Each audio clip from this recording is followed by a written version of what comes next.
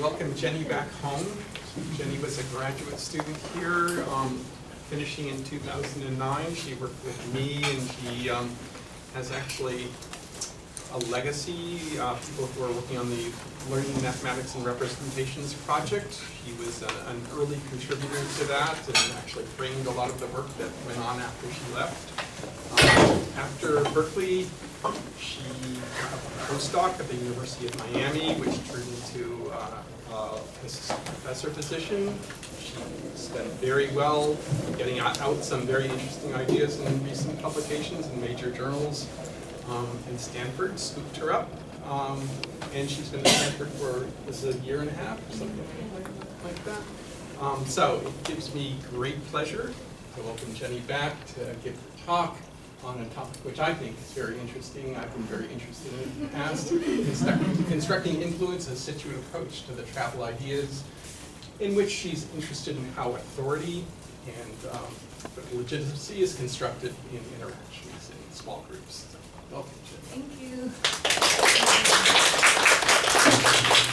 Thank you guys for being here. It's particularly amazing to be back at Berkeley and actually have a chance to talk to you guys about the work that I've been doing. And I was thinking very much of you and our research group with the title on the phrase of travel of ideas.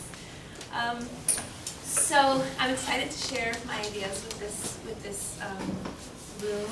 I think this is a place of really amazing thinkers, and I'm excited to tell you about the work I've been doing for the past few years, and especially to engage you in discussion afterwards and just hear your thoughts and maybe think together on some of the issues that I'm really grappling with right now. So, do you hear me okay? Yeah, okay. So my research focuses primarily on student-led collaborative mathematics problem solving, which is becoming increasingly prioritized in the elementary classroom, in part because of a body of work really highlighting the many important benefits of students sharing and debating mathematical ideas, but also because key aspects of the Common Core, I think, are motivating the use of student-led work. So for instance, in this wordle of the Common Core standards in mathematics, you can see emphasis on students becoming proficient with respect to arguments and sense-making, mathematical relationships and problem solving, and also the new practice standards, such as the third standard, which expects students to construct viable arguments and critique the reasoning of others, are well met when students have the opportunity to author mathematical ideas, share these ideas with one another, make sense of, critique, and build on others' ideas, revise their own, and come to consensus on ways to solve mathematics problems. So how to support classroom interactions that lead to mathematical sense-making among students has become a growing area of research. But how do we best support these sorts of interactions when young students are working together in the absence of the teacher? So in particular, thinking of group work while the teacher is sort of walking around from group to group. So I think research in this area shows that this is really difficult. Often in the absence of the teacher, as she or he walks around from group to group, student-led work can fall prey to issues of social status and domination. So it's critical, I think, that we learn how to best support student-led work in mathematics. But beyond some of the work in complex instruction, which is fabulous, I think that there's just a great deal that we do not yet understand and merits further investigation. So for instance, a critical but often overlooked consequence of a classroom that fundamentally makes use of student-led collaborative mathematics problem solving is that it largely alters relationships of authority. So typically the teacher really holds much of the mathematical and social authority. The teacher controls much of the turn-taking by choosing who speaks, evaluates the merit of students' mathematical ideas, decides what is correct, generates questions, and authors much of the mathematics that is constructed in the classroom. But within the small group itself, the norms that govern the construction of mathematical and social authority among students is not really all that clear. And this is really important because the forms of authority affect who engages and in what ways, and ultimately the mathematics that becomes constructed among the students in a small group context. So my research interests are focused on understanding these issues and illuminating the complex ways in which they arise. Ultimately, my goal is to develop theory and research methods that can drive the development of instructional practices that support equitable and productive student-led discussions around rich mathematics problems in the small group context. So my work focuses especially on understanding how relationships of authority are constructed among students while they work together to solve mathematics problems. And importantly, my research thus far has found that though the construction of authority among students occurs locally in interaction, students' interactions also draw on broader social identities such as race and gender that complicate who gets to enact particular displays of authority and in what ways. So as classrooms are becoming increasingly diverse, coupled with increased use of student-led work, research in this area I think is really urgent and timely. So I've been thinking deeply about how to frame these issues and to find tools that would really help me capture and examine the micro-processes of marginalization and privilege, and of sense-making and collaboration during group work in particular kinds of classroom contexts, and especially in classrooms that serve historically marginalized students, or classrooms where there is much heterogeneity with respect to race, culture, and languages spoken. So specifically, my work focuses on analyzing patterns of student interactions during student-led work in order to understand how ideas and identities are positioned over time in ways that privilege or marginalize particular students' forms of engagement, how interactional dynamics, especially around authority, affect the uptake and spread of mathematical ideas, and how these interactional dynamics relate to broader social categories of identity, such as race, gender, and spoken language.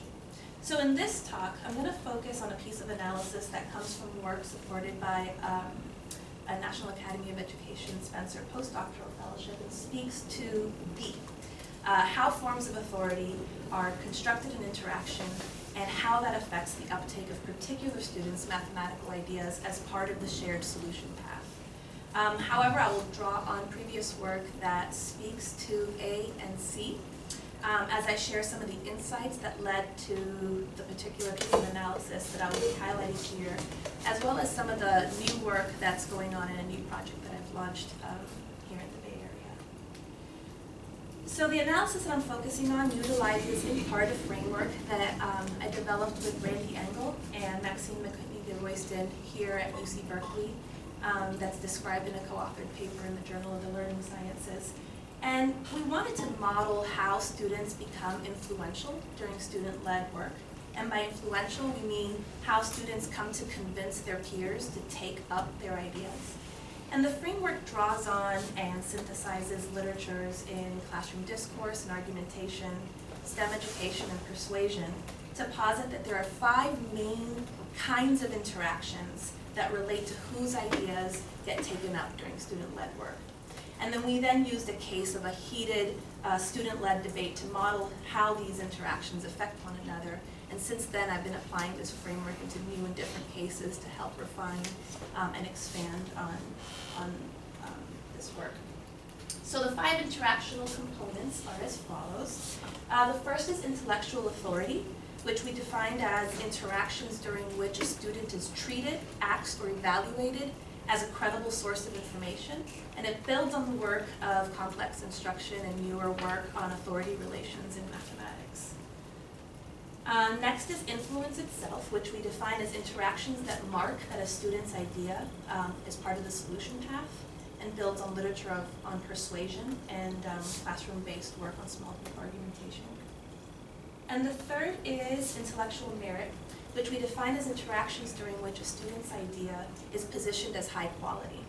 And this may occur even if, objectively, in a mathematical sense, the idea is incorrect or misleading or proves not to be fruitful. This work builds on a wide range of fields that views influence as crucially affected by the quality of participants' arguments. And for this framework, what matters in terms of the idea becoming influential is that the students orient to the idea positively, rather than the objective merit of the idea. And that's not to say, of course, that objective merit, the mathematical correctness or fruitfulness, is not important. It's ultimately the goal of educators to have students care deeply about and properly evaluate the merit of their peers' claim. But rather, in order to understand what happens in student-led discussions, the focus is on whose ideas are perceived to be high quality, and we found that this is not necessarily the same thing as the objective merit. So fourth is access to the conversational floor, which we define as the degree to which a student can initiate turns as desired and complete them without interruption, or easily gain the floor back after an interruption, which builds on work and turn taking. And lastly is spatial privilege, which builds largely on the work of Kevin Leander, which we define as the degree to which a student is visually attended to and physically oriented toward when speaking. So a key contribution of this work is that we posited, based on the case that we modeled and the literature that we synthesized, that these interactions relate to and affect one another in particular ways. So it's not just that they contribute to ideas becoming influential in a general sense, but that they work together in ways that can be predicted. So this is the figure that we present in the manuscript that includes the 5 interactional components and their hypothesized links, which we propose then as a jumping off point for further theorizing, and which I've been currently doing in new cases. But for the sake of this talk, I'm not going to go into all of this complexity. I'm going to just offer a simplified figure that makes the point that the authority component we found to be particularly central.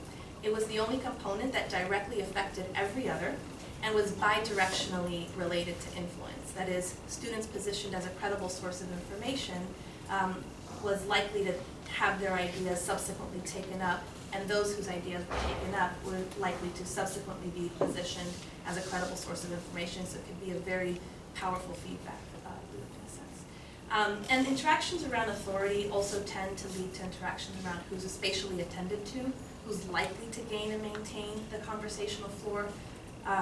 It tends to directly lead to interactions around whose ideas are considered meritorious, so that a person positioned repeatedly with authority is likely to have their ideas considered correct or of high quality, regardless of what they say.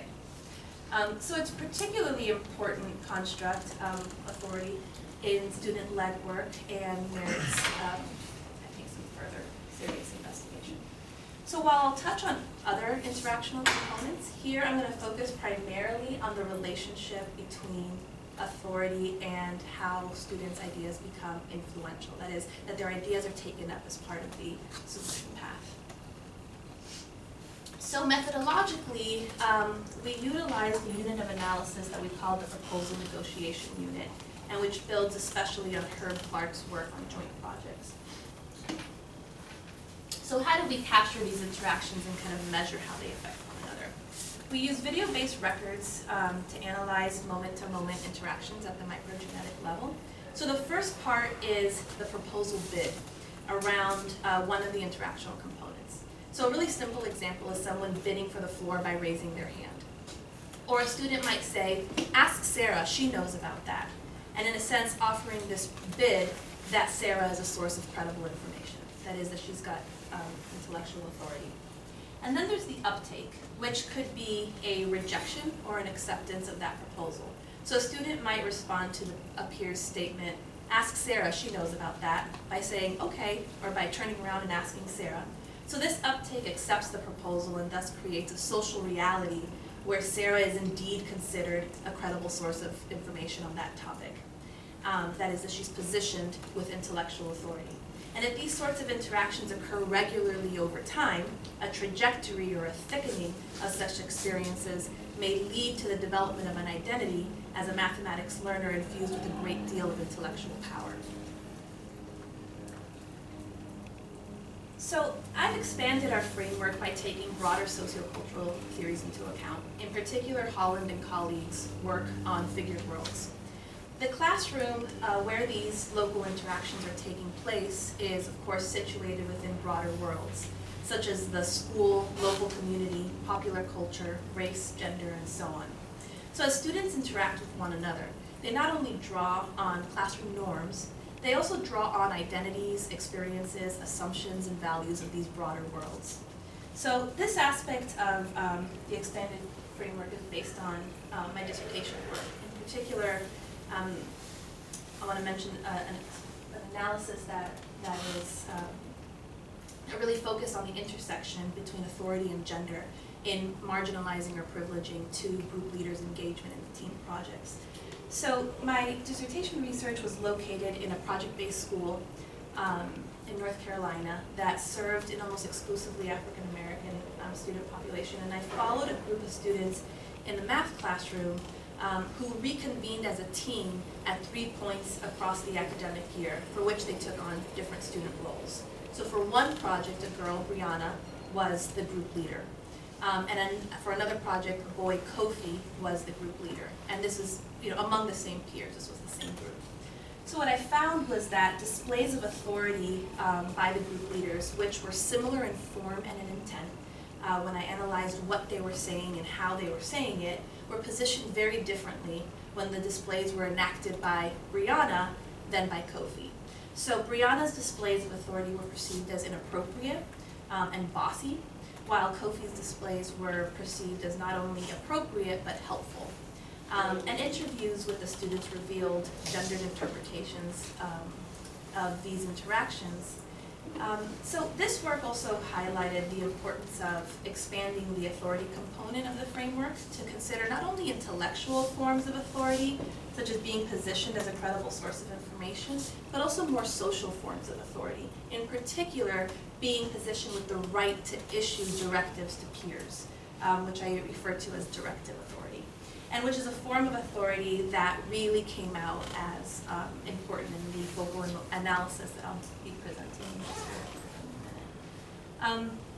In another analysis, I followed a student's dramatic shift from disengagement to engagement in the same classroom as he drew on racialized and gendered worlds of popular culture in his home community to develop a more positive student identity marked by interactions within within his group. And some of the theoretical ideas that emerged from that dissertation work were further developed in a co-authored paper with Indigo Esmond, also from UC Berkeley, and Jeff's group, where we examined how students negotiated academic and social power in racialized and gendered ways that really shaped the nature of the mathematical discussions. So these have been some of the main spaces where I've been thinking deeply about theory and methods to capture how classrooms and especially student group dynamics become gendered and racialized, and help to explain how these broader social identities can shape how, say, proposals around who gets to speak, whose ideas are attended to or evaluated positively, who is sought after for help, and so on, might be accepted or altered or rejected, not necessarily or solely based on the usefulness of one's ideas in an objective sense, but because of assumptions, often implicit and visceral, around whose displays of authority, behaviors, or forms of engagement are interpreted as appropriate or inappropriate, and so on. So, utilizing this framework, my analysis focuses on how students constructed forms of authority, both intellectual and social, and how that related to whose ideas became influential. That is, whose ideas were taken up as part of this shared solution path. So this case comes from a larger IES-funded study situated within an urban school district in South Florida.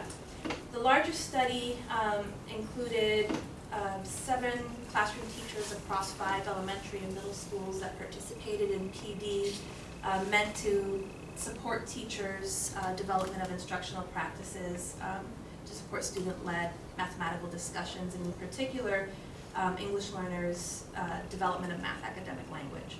So for my Spencer project, I focused on 2 of the elementary classrooms, and I followed 2 groups of students in each classroom, and I videotaped their group work across different focal lessons throughout the academic year, seeking to understand the interactional dynamics that determined how students constructed particular solution paths. And I was particularly interested in following students designated as English learners as they worked with English proficient peers of color. So here I focus on two students working together, Anna and Jerome. It's these two students here. Anna is a Latina and bilingual student designated as English learner in the district, and Jerome is an African-American boy.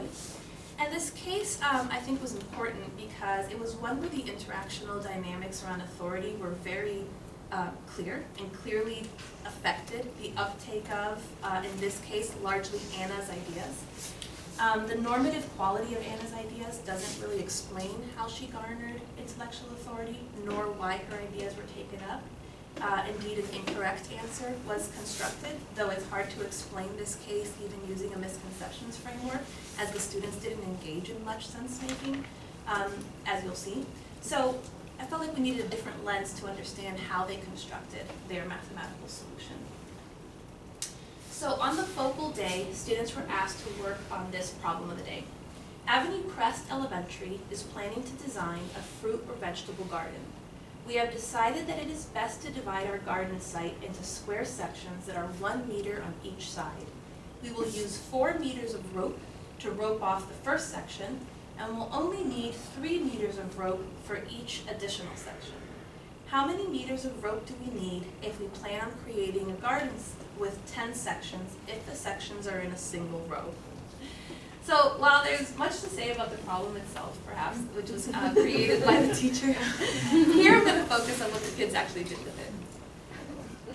So key to solving the problem is constructing a particular representation, and the intended representation is one where the first square section requires 4 meters of rope, and each subsequent section requires only 3 because the internal rope is shared, and there's 10 sections arranged in a single row.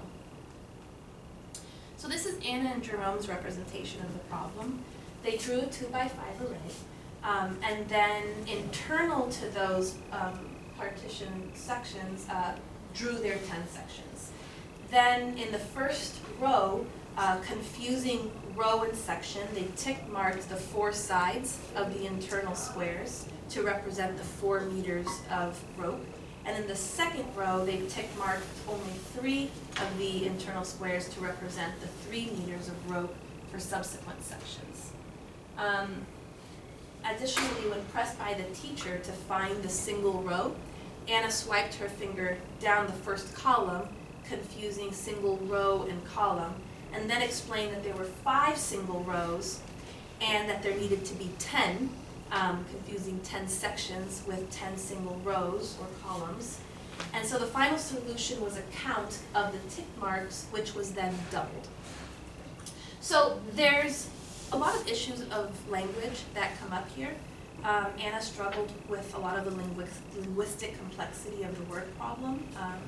It was a very linguistically complex and sort of confusing word problem. However, because she was infused with so much authority in this collaborative space, which is the focus of this particular analysis, those struggles became largely invisible and seamlessly made their way into the solution. So I want to show some video clips that give you a better sense of these interactional dynamics and to provide a little bit of context as you're hearing like what they're doing. Let me quickly explain what the students actually did. So first, Jerome drew the 2x5 array under Anna's direction. Then Anna drew the top right square with the 4 tick marks to represent 1 meter on each side. And then she directed Jerome to replicate that drawing across all of the internal squares. She then stopped him and corrected Jerome to include only 3 tick marks on the bottom row. So you'll just sort of hear that, you know what they're talking about when you hear those say these things.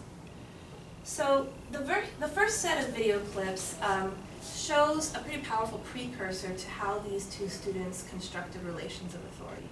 So in coding these classroom interactions, my doctoral students and I found that we needed to include a new code based on the fact that it was not only the students' ideas that were evaluated as captured in the construct of intellectual merit, but also students' behaviors were evaluated related to how well they were sort of doing school, right? And as seen as engaged and behaving productively, and which we referred to as social merit. And so in this set of video clips, you're going to see Jerome's social merit very much demoted. So at the start of the lesson, students were expected to cut the problem from a worksheet and paste it onto a shared poster. And this was generally taken as one person's job, and across the classroom, there were many partners waiting for that to occur before working on the problem together. So what you'll get, as you'll see, Jerome is really the only student who is regularly sanctioned by the teacher for it.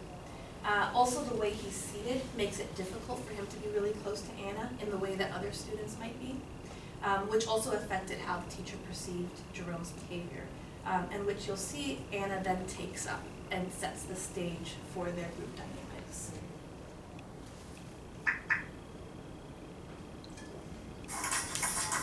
Oh, wait.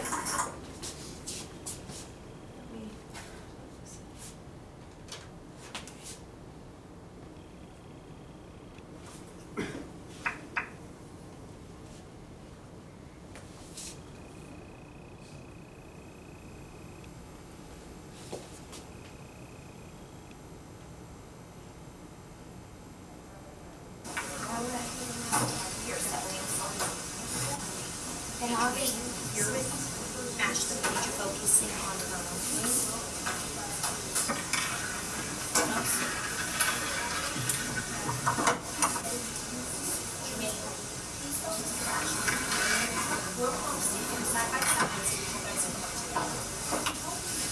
It says they will only need 3 meters of rope.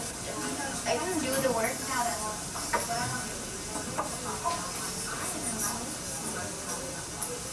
We haven't done nothing yet. What? Why you have to fish? Which is like a kindergarten can do that. Okay. We're gonna go on this route, right? Ask anyone over here to move.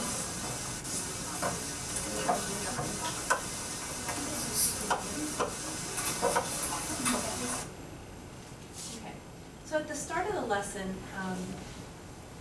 so this first set of oh wait.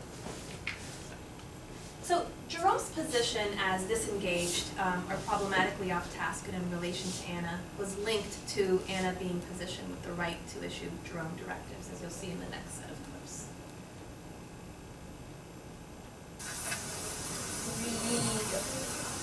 I have to know. Do you want to ask Taylor? Do you want to ask him? When he's hard to do that.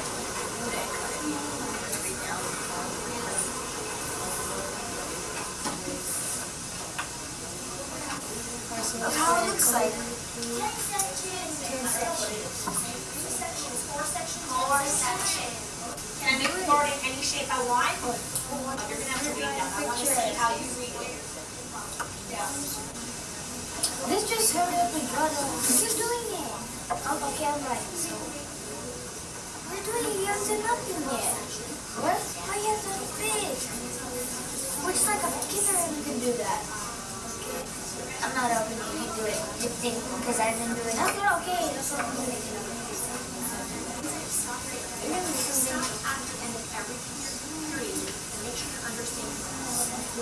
Don't focus on this. Just focus on the question. She said do this at the end. Erase this.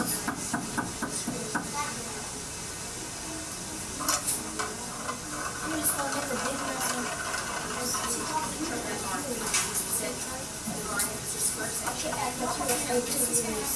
First one, do 3. Huh? 3 only. 3. Only 4 in that one, it says. And then the rest of all ones.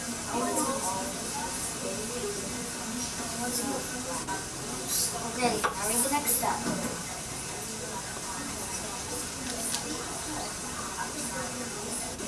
Come on! We have to work. We have to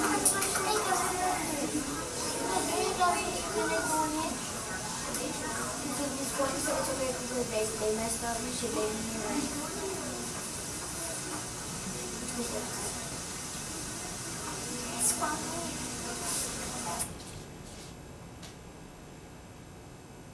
So next you'll see how Anna's directive authority becomes intertwined with her intellectual authority, as the nature of her directives increasingly includes mathematical ideas.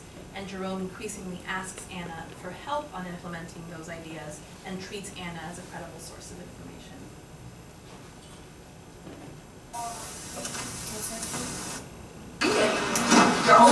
Shape I want? I don't know, you're gonna have to read them, I wanna see how you read it. 1 meter on each side. So you got 4 meter in each. And then 4 meters row to row.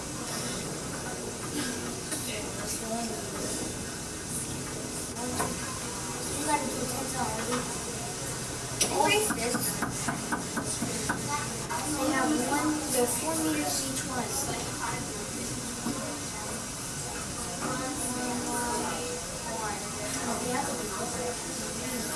First one do 3. Huh? 3 only. 3. Only 4 and that one, it says good. And then the rest of all ones.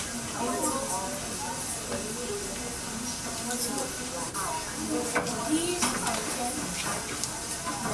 These I have 1 meter on each side. So there's 4 in each one. 35 meters. 35 meters is the answer. Alright, now we need to do these. Are you good, you think? Yeah. Yeah? Okay. If you think that's good, then we'll go ahead to the next one. Okay, now that's the complete answer. 70. Nice. Do you want to stand up and share that? Yes. So what happened? So first, interactions preceding the uptake of each iterative ideas were marked by what we might call power plays, rather than attempts at really sense-making. So the power plays were really dominated by Anna, who garnered much directive and intellectual authority. Specifically, Jerome was positioned as disengaged and in relation to Anna. Jerome's social demotion was then linked to Anna's ability to issue directives to Jerome. Anna's directive authority became linked to intellectual authority as the nature of her directives became increasingly mathematical. And Anna's stronger position of authority ultimately led to the uptake of her ideas. So overall, this table shows the counts of proposal negotiation units that were successfully taken up or rejected, indicated as ups and downs. And for each of the different interactional components. So you can see that across all of the components, Anna was a more powerful partner. So if you imagine these as sort of like the downs as kind of negative bumps and the ups as sort of positive ones, and the net of those interactions is some sort of marker of how these positionings kind of thickened over the course of this work together. You see that Anna had just much more powerful directive authority, where Jerome ended up fairly negative. Same with intellectual authority, Anna was much more powerfully positioned compared to Jerome. In terms of social merit, Anna, her behavior wasn't much the focus of many interactions, whereas Jerome's was, and particularly negative, so he really was sort of positioned as ended in a very negative positional sort of space, subject position around his behavior. Intellectual merit, Anna comes across as much stronger, where Jerome sort of kind of evens out at 0. She's more influential. And then the floor and the space are, she still sort of dominates, but since it's just sort of the two of them, it's a bit more, it's not quite as dramatic. So this figure depicts my codes with respect to each of the main components, authority, merit, and so on, and kind of highlights some of the interesting temporal patterns. So we were kind of curious to see what kinds of interactions tended to precede or occur subsequent to others. So for instance, it would just make sense that intellectual merit would occur just after gaining the conversational floor, as peers would have the opportunity to evaluate what the speaker just said. So we kind of applied this approach to this case, and we found that interactions around directive authority occurred subsequent to those around social merit. That is, Anna was able to garner the right to issue directives to Jerome, in part because he had been positioned as off-task and in relation to Anna. even though careful observation of those moments show that Jerome either had no clear way to contribute or had indeed contributed. Interactions around intellectual authority occurred subsequent to those around directive authority. So that is this very thickened history of issuing directives to Jerome successfully. Those directives became more mathematical over time, and Jerome just continued to sort of take that up. They were already sort of in this kind of thickened relationship. And Jerome began to turn to Anna for clarification or for help on what she wanted him to do with her ideas. And lastly, ideas that were taken up, or those that mark influence, happened in conjunction with both directive or intellectual authority. So this begins to kind of refine and unpack the original influence framework. For one, it replicates the finding that influence and authority are very tightly connected, but unpacks the authority component to show that multiple kinds of authority, in this case both intellectual and social, and in particular the right to issue directives to peers, can lead to one's ideas being taken up, even when that more social form of authority did not emerge from one's mathematical ideas. Additionally, it begins to unpack how students develop intellectual authority to include the role of gaining the right to issue peers' directives, which suggests that some of the processes very central to collaborative problem solving, such as convincing one another or becoming influential, can be strongly affected by social dynamics unrelated to mathematical sense making.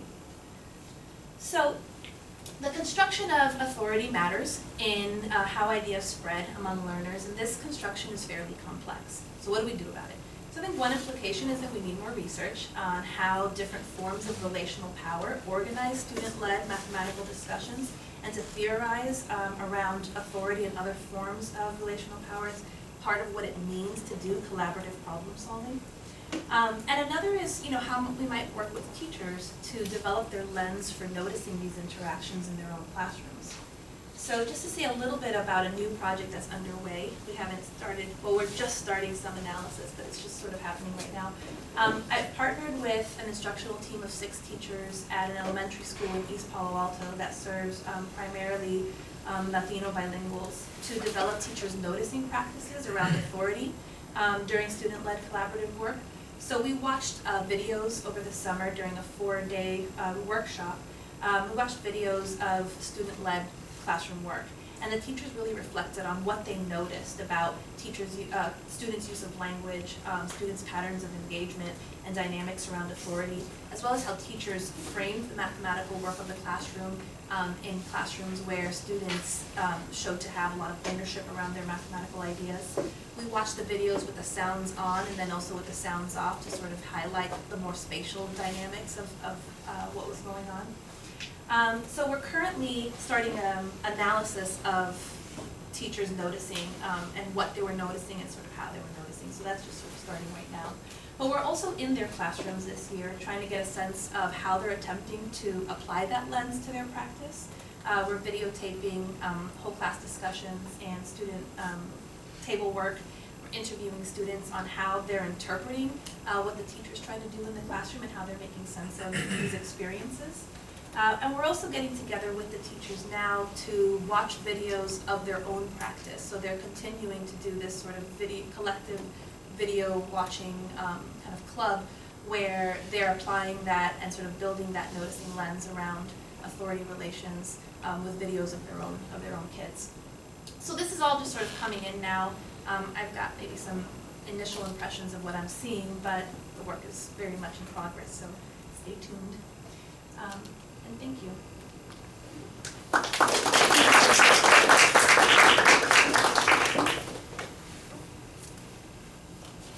So I'm sort of dying to know what happened after Anna and Jerome were done, partly because I assumed that since the answer was incorrect, there had to be some sort of like either credit or blame assignment, which either Jerome realizes that Anna was real bossy, but she really didn't know what was going on anyway, or if Anna made it seem like it's only because Jerome didn't follow her brilliant direction that the answer didn't turn out the way it should have.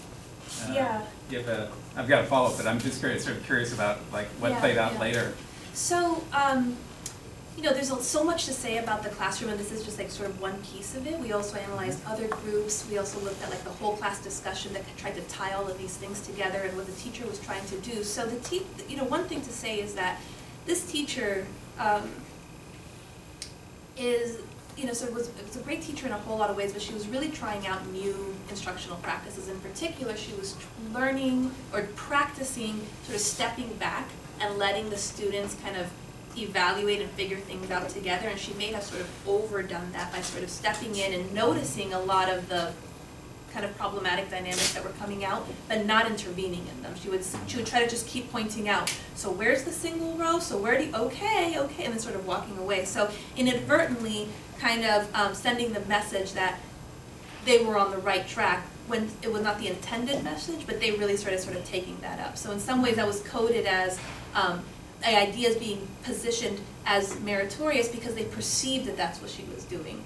But ultimately what happened was that they had a whole class discussion based on student presentations of work that included this solution as well as others, including students who had found the correct solution. So like as a whole class, they started to think together around the different solutions, and ultimately as a class constructed the intended representation and the correct solution.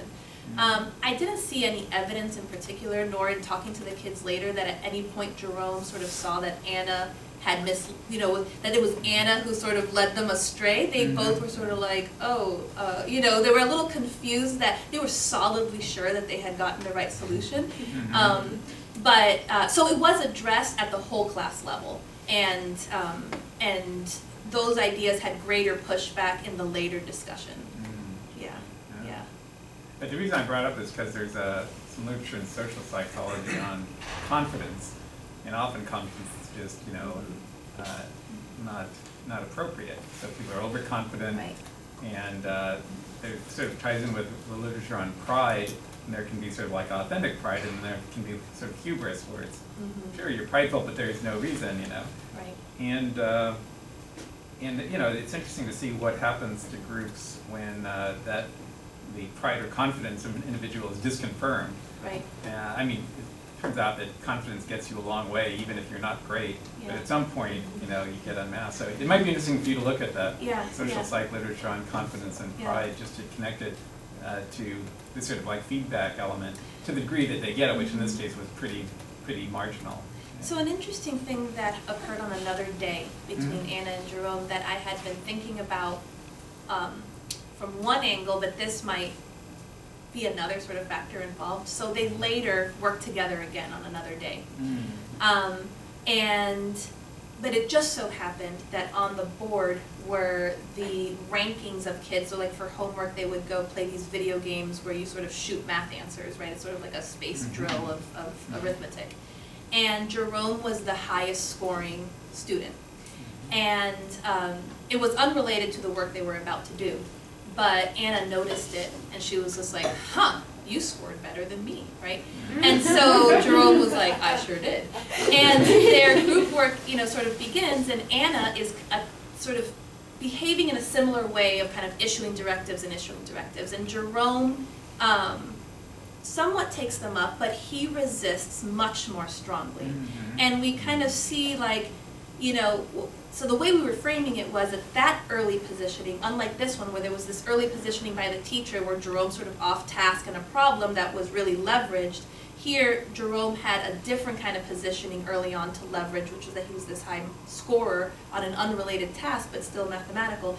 And it wasn't that, so the confidence part, Anna's still sort of playing this game, but he was in a better position to be like, no, we're not doing it that way. And so the dynamic sort of shifted where he was able to resist her sort of better.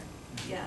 So the idea of, was part of that her confidence might have been called out from the previous work, I'm not sure, but that's interesting as maybe part of it. I didn't see sort of evidence in their talk that they referred to the previous time. I saw them more refer to that ranking. But maybe that was sort of in play as well.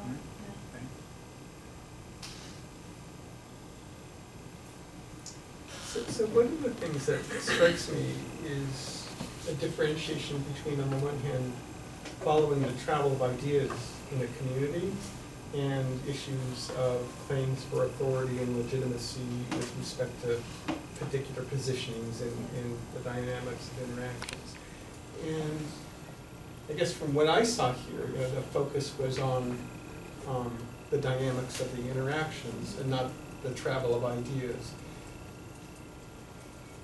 The stuff that we've done with LMR, where we have lessons that build on one another over many, many weeks, sort of affords for how particular ideas are taken up and used as new kinds of problems are presented as a part of the curriculum that are linked to prior problems, but it allows for an analysis of the building of and travel of ideas in the community through a long period of time. Right. So it just strikes me that that kind of curricular context affords for studying the travel of ideas in the community. And I worry about if you have sort of a more of a hodgepodge curriculum where tasks keep changing and are unrelated to one another, to what extent you can actually do something like a Yeah. serious analysis of the travel of ideas. So I'm in a better situation for such a thing in this project now, where what we're capturing is an entire unit and it's a cohesive unit. So here it's really around like whose ideas get taken up interactionally and in table work. And so what I hear you saying is like, well, broader than that, traveling across the entire classroom space rather than just And sort of through between, time, right. and through time, just between this sort of dyad, where this problem was not revisited, right, or a related problem wasn't necessarily revisited. The problem of the day was just an interesting problem that they sort of wrote up and posed to her students. In the project that we're in now, and we haven't started analysis, but it's things that I'm sort of noticing where the teacher has a stronger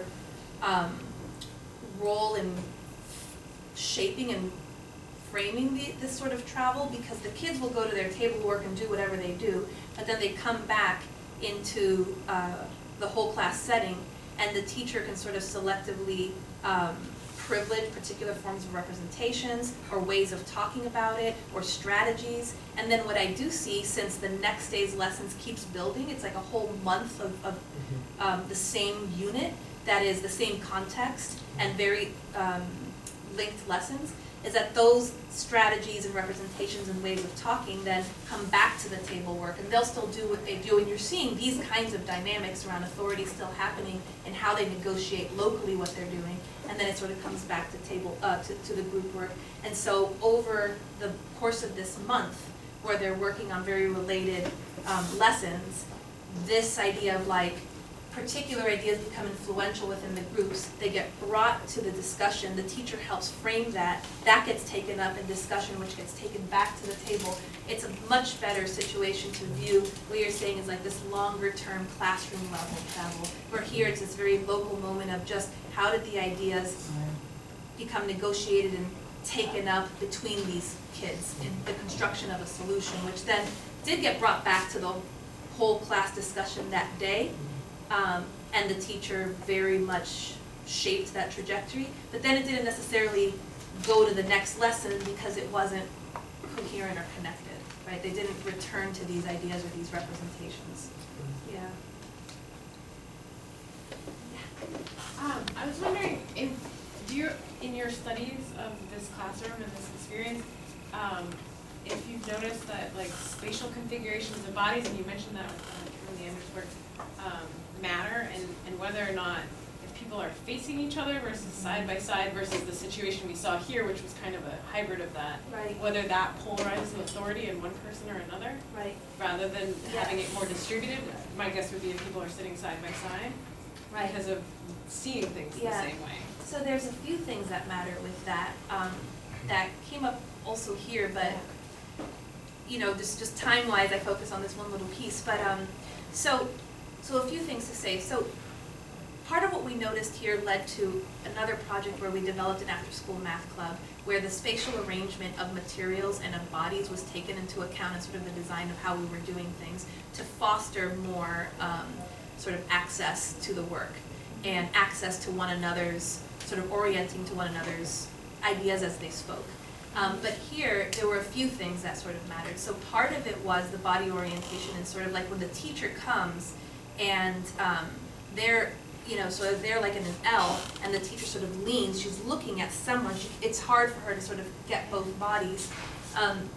But also, that kind of arrangement enabled the control of the poster better. And so whoever had the poster was in a far better position to be influential, because you don't, so unlike in the original case of the science discussion, which was totally oral, the kids really had to convince one another, and you had to hear them say, oh, right, I agree with you, to sort of see influence happen. But here, it was like what ended up on the poster. So if they had control of the poster and they could just write their ideas, then that was a very powerful position to be in. The other student would sort of have to like grab the poster, get an eraser, like erase it from them in order to take that influence away. Mm-hmm. And so the spatial arrangement and around the sort of access even to the shared materials ended up being another. So it affected sort of around like bodies orientation during talk, sort of who gets privileged by the teacher when she comes by, but also who can control the materials in that space. So it ended up being a pretty powerful part of all of this. So thank you for your presentation. So I have a two-part question. One is you mentioned kind of being interested in thinking about how broader social categories are also kind of mediating this idea of influence. So I'm kind of curious to know your thoughts on how the racial gender categories in this particular interaction, if there's any kind of insight into how that played out. And then the second part of that question has to do with curriculum. So have you seen in your different projects different kinds of curriculum that might have certain cultural values embedded within them, might also mediate issues of influence among students kind of in that sense, or if that's been a focus of your work?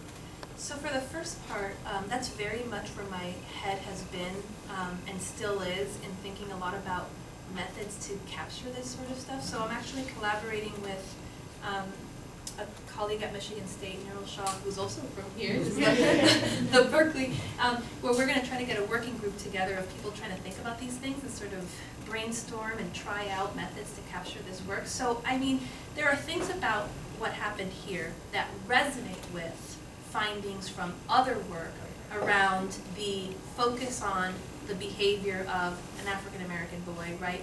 And that in the sort of local context of South Florida and a light-skinned Latina, where the Spanish language is positioned with relatively greater power than sort of other U.S. contexts, you can sort of see that at play. But do I have the data to say that in this case that's what explains it? Not really, right? So I can see it resonate with things that other literature has other work has captured that are trends, and here's this trend sort of mirroring it again, right? In particular around how Jerome's behavior was taken up. But the question of like, how do you do work that is micro, looking at this deep micro analysis of a case where you don't have a large N, you just have like these kids working together, and you can't necessarily say this pattern, is because, so the question of like, how do I go into a space and capture data that might allow me to see trends where I could really say, this is happening systematically more with the girls.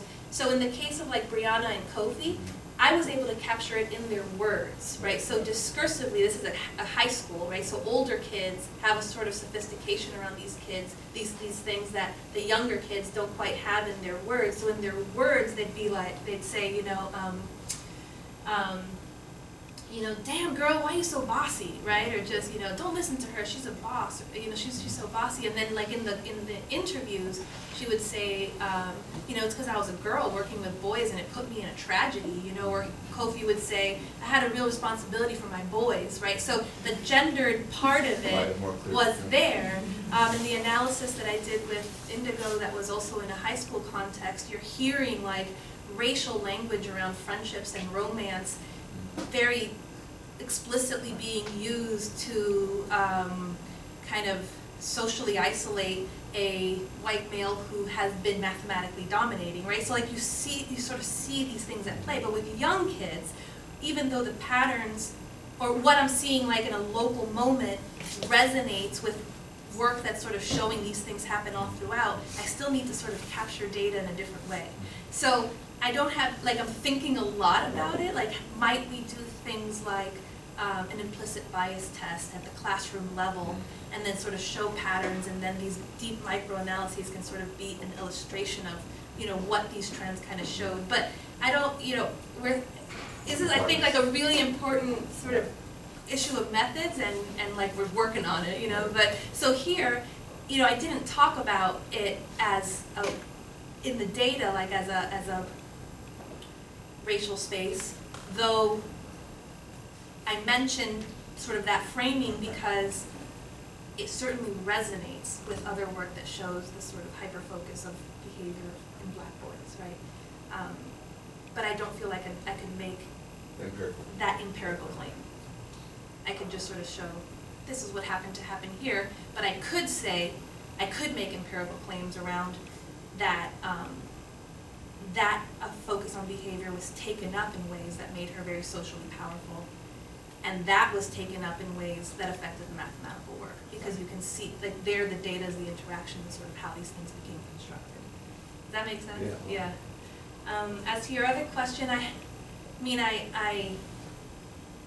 have not been in the world, like in my own work, in looking at different kinds of curriculum that use culturally appropriate or sensitive pedagogy or examples or problems.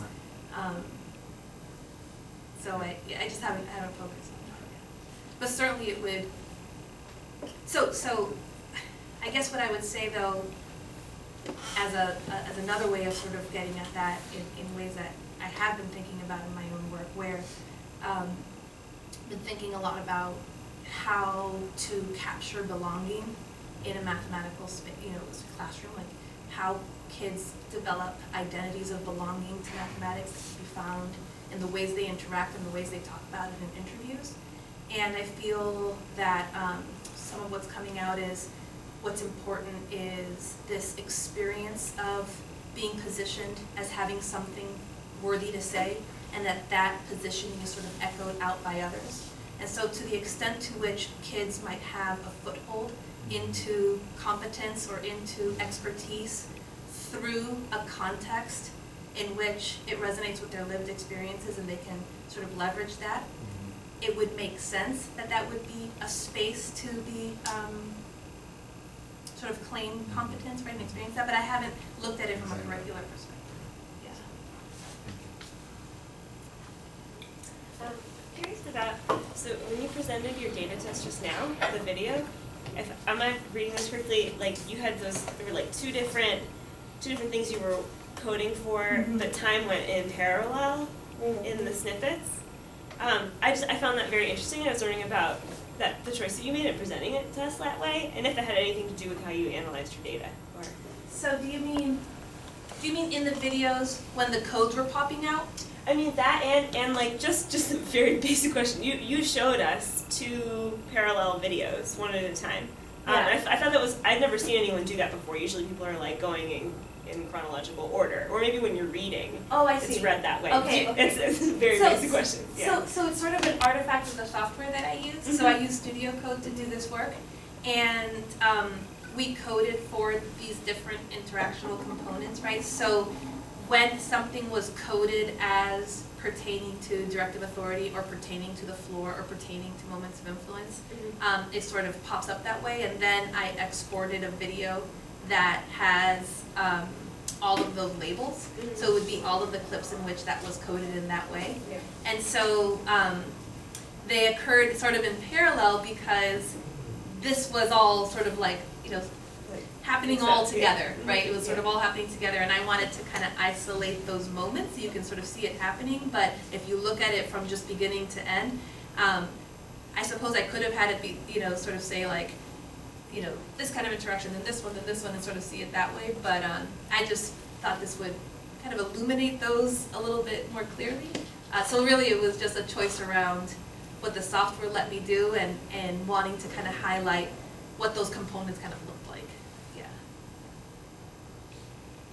I had a sort of related question to the first part of your talk in which you laid out the 5 socially negotiated constructs, and you came to the conclusion that authority sort of dominated over most of the others in interaction. Was that done on a statistical analysis where you threw things into some sort of multidimensional scaling or sort of mixed effects models and that popped out, or was it based upon analysis of vignettes? How did you figure out that authority was premier amongst, number one amongst equals or something like that? So we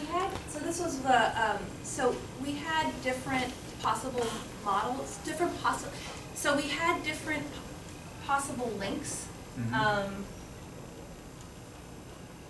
on, let me just exit.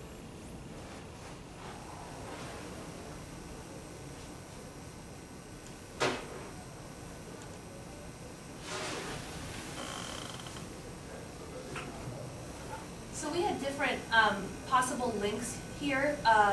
We would remove some links and sort of add others and just see then statistically which sort of best fit and explained how, and this is a different case, so here was how a kid, Brandon, became influential. And this was the model that sort of best fit the data without, so it was sort of two criteria, could best fit it without having extra links, right? So the most sort of simple model that fit the that fit the findings best. And so this was that particular model that sort of came out. So it was, so we did use, so we had a bunch of interactions coded around these components, and we tried different kind of sort of versions of the model, and this was, in a sense, sort of the best fit model. Yeah.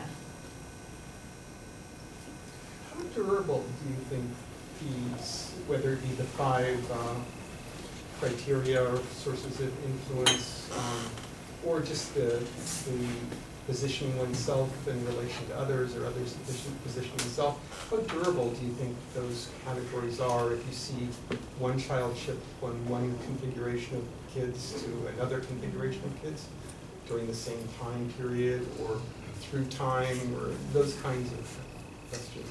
So certainly these interactions, so if you follow a particular kid, these interactions shift as they work with different peers and under different contexts. So a kid who's very powerful in the playground might not be so in the mathematics classroom, or might be more powerful among a girl with a bunch of other girls versus a girl in a group full of boys, or however it might be.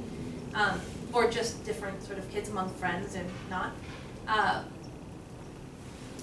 So these are very dynamic and certainly are locally constructed and shift at rapidly at a micro moment.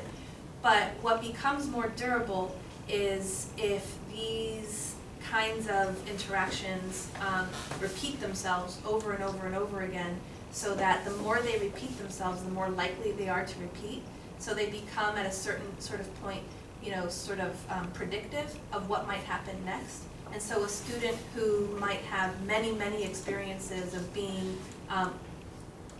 we'll say on the positive end, able to sort of take the floor, at a certain point sort of, it gets thick enough where you can predict that they're going to continue to be able to sort of take the floor. Now something might happen, a teacher might come up with different norms, sort of wants to sort of disrupt this, or however it might be, and there's different experiences, so this becomes sort of, something sort of disrupts that and starts making it perhaps less likely, right? So it can sort of thicken and then sort of thin back out. But so it's sort of both very dynamic and dependent on who else is there and what the task might be and how that task is framed, but seemingly stabilizing as these kinds of micro events repeat themselves. So do you and try to study and follow that? So so in this one, we tried to sort of follow that, although it was just in the course of one discussion, right? But in the dissertation work, tried to follow it throughout an entire year. And so the kinds of interactions that Brianna experienced with her with her peers, at first sort of, were much more shifting early on, but as they just kept sort of calling her bossy and whatnot, like it thickened to a point where she was just out and had no good way of coming back in. And so, so I've sort of followed it there. I would love to follow it. I'm again in a space where I can follow kids in a much longer term, and so I'd like to see sort of what happens. But so those are the spaces that I've sort of seen it happen in. And so in this discussion, it was sort of predictive in the sense that, like, if there were, like, at what point did it, this was a different kid, but at what point did Brandon's ability to gain the floor get so thick that you can predict that he was going to sort of just continue to sort of get it? And then what would happen that sort of blocked that off? Like if it turned around, what was the event that allowed that to sort of turn around? It had to be a relatively bigger event, like the teacher coming in, or an interruption by the loudspeaker, or whatever it is that sort of shifted things. But in the year-long one, it was sort of looking at a sort of grosser level, where at what point was Brianna far enough out that she never quite came back in, right? At what point did that happen? And it was, so you see like much more fluctuation, and then there was like a certain point where she was just out. Does that make sense? Yeah, I just off the top, I wonder to what extent it's possible, or would you be interested in doing more controlled, say, observations in these classrooms where you are working over a long period of time. Say, for example, if you entertain the thesis, well, if a kid knew better a solution approach to a particular problem, where typically they didn't know, and you were studying them through studying that child through time and interaction. You coached a kid before a class on a particular problem, so that child was more knowledgeable, and you knew that the child was more knowledgeable. What would happen? I would love to talk to you about this, because I have thought a lot about how might I design more sort of experimental-ish conditions under which I could take particular kinds of positioning and study them a little bit more systematically as to like what would happen if. I tried to sort of do that a bit by creating my own after-school math club where I had a bit more control over the design of things, but it was still really like a classroom space, right, where I had control over how I framed things and how I sat the kids around. I haven't done that yet, but I want to. And so in this particular case, the project that I'm in now, I'm in a school, and the classroom's what it is, and I'm sort of at the mercy of seeing interesting moments pop up and do sort of contrasting cases around how things sort of happen. But I'm not yet I'm pulling kids out to interview them, but I'm not pulling kids out to set them in conditions like of problem solving sort of. And so I have the desire to be a little bit more systematic about how things might be manipulated and see if something happens, but I don't. I mean, I really want to think about how I might do that, because this is like a different, it's not quite this, but it's related to this, where even in this school, I wanted to think about how the framing of social identities might affect how kids engage in the problem and sort of position themselves in different ways as more sort of powerful. And so with these particular kids, I wanted to interview them around solving the same mathematics problem, but where on the one hand, it's just sort of the control, where it's just like, here's this problem, and you've been doing some math thinking, I'd love to hear you, sort of solve this problem with me. Where in the, and then sort of give them a Spanish translation of it. Where in the other, it's framed around, here's this interesting problem, that developed by this Latin American mathematician, and so he wrote it in Spanish. So here it is in Spanish, but if you'd like, here's the English translation of it. So the work is framed in a different way, where it centers a Latino identity and sort of the Spanish language as central to the mathematical work. But then, because really the interviews were gonna be based on solving a problem linked to the unit, like that story didn't quite work out. So I might do like a whole other set of interviews where I think about a way to do that, but, I mean, so these ideas are there, but I haven't done it yet, yeah.